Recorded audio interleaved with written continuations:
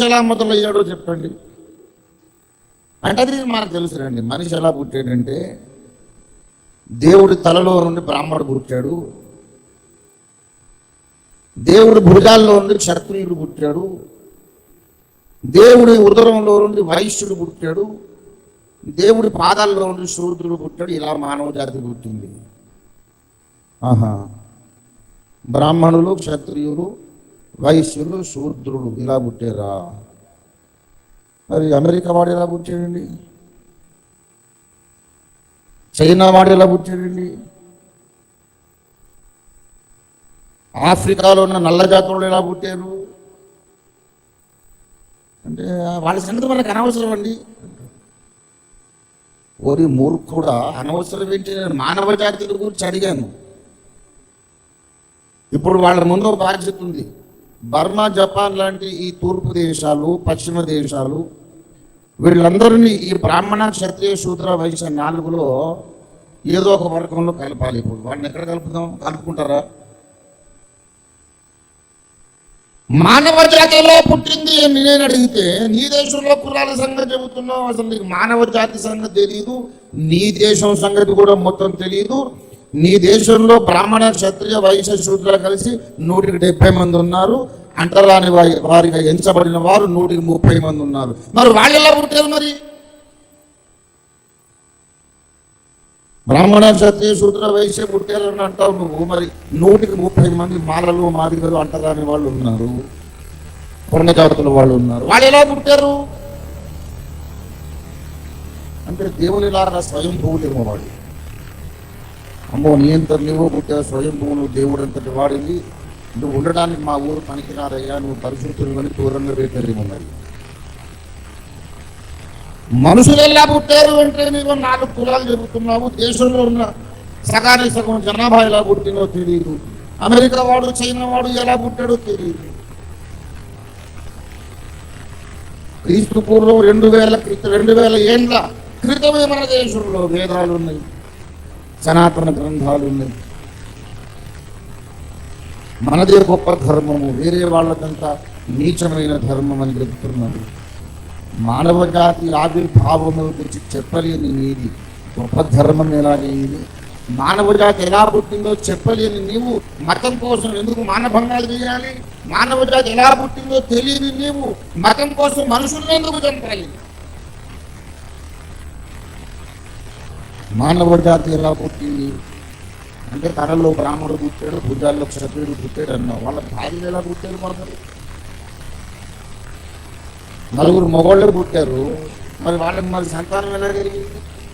బ్రాహ్మణుడు అన్నవాడికి ఇంకో బ్రాహ్మణ కన్య దొరికితేనే కదా బ్రాహ్మణ జాతి పుడుతుంది. క్షత్రియుడు అన్నవాడు భుజాల నుంచి పుట్టగానే మరి క్షత్రియ కన్య కూడా ఉండాలి కదా వాడికి.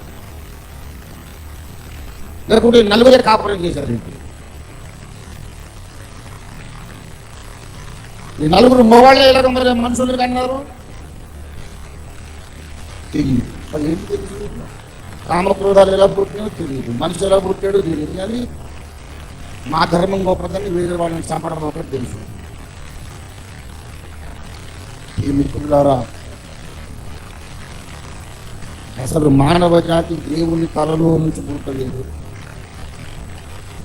మానవ జాతిలో ఎవరు తలకాయలో నుంచి, భుజాల్లో నుండి, కాళ్ళలో నుంచి పుట్టలేదు. ఇవాళ జన్యు శాస్త్రము అనే ఒక శాస్త్రం ఉంది. జెనెటిక్ సైన్స్ అంటారు దాన్ని.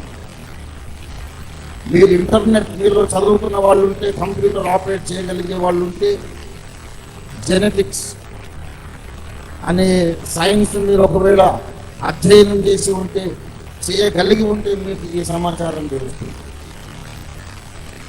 Common ancestry of mankind, common ancestry of human race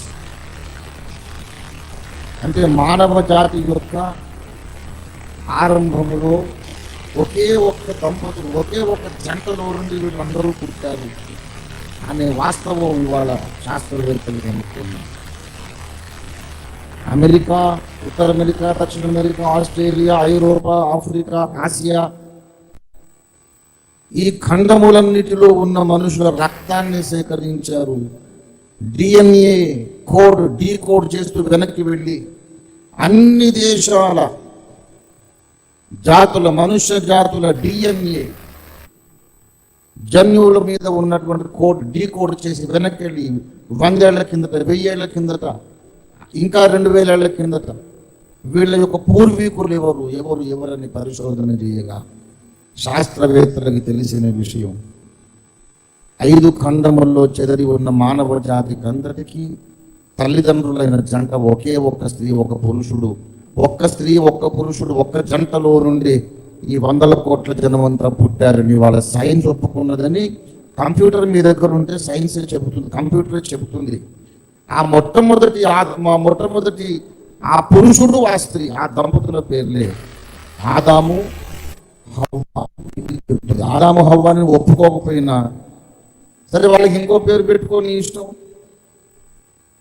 ఏ పేరు పెట్టుకుంటామనేది ఇక్కడ ఇష్యూ కాదు. అమెరికాలో ఉన్నవాళ్ళు, ఆఫ్రికాలో ఉన్నవాళ్ళు, ఇండియాలో ఉన్న వాళ్ళు అందరూ కూడా ఒక్క తల్లిదండ్రుల పిల్లలే, మనందరము ఒక్క రక్తము పంచుకొని పుట్టిన వారమేనని సైన్స్ చెబుతోంది. దేవుని బిడ్డలారా, దానికి విరుద్ధంగా కులం అనేది పెట్టారు మన దగ్గర. కులం అనేది లేనే లేదు. ఇవాళ పబ్లిక్గా నేను ఒక విషయం చెబుతున్నా. ఈ మధ్య ధనంజయ శాస్త్రి గారు, ఆయన బ్రాహ్మడు కాదు కానీ నేను బ్రాహ్మణుని చెప్పుకున్నాడు అని ఇంటర్నెట్లో అంత గోల చేస్తూ ఉన్నారు. సరే, ఆయన అలా చెప్పడం పొరపాటే. ధనంజయ శాస్త్రి గారు యాక్చువల్గా కాపు కానీ ఆయన బ్రాహ్మణుని చెప్పుకున్నాడు అని అంటే అది అబద్ధం. చిన్నదైనా పెద్దదైనా తప్పే నేను ఒప్పుకుంటున్నాను.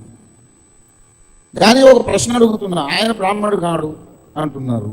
ఇప్పుడు నీ దృష్టిలో బ్రాహ్మణుడు ఎవరు ఆయన తీసుకురండి, తీసుకొచ్చి ఇప్పుడు ఈయన బ్రాహ్మణుని నాకు నిరూపించండి. ఎలా నిరూపిస్తారు?